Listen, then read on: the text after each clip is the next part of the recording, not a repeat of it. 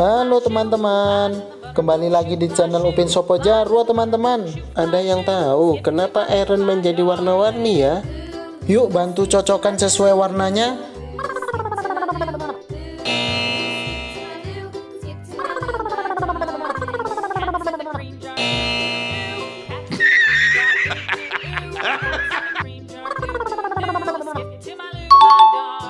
Good job.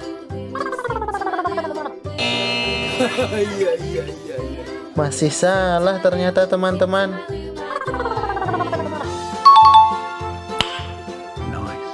Yuk yang selanjutnya teman-teman.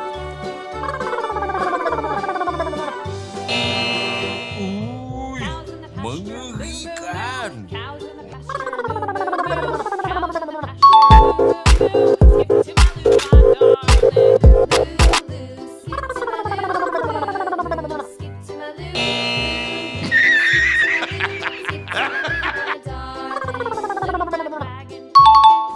I like this. This is cute.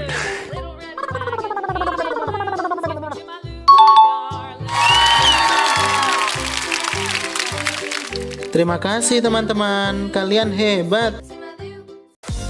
Jangan lupa like, share, komen, dan subscribe ya teman-teman.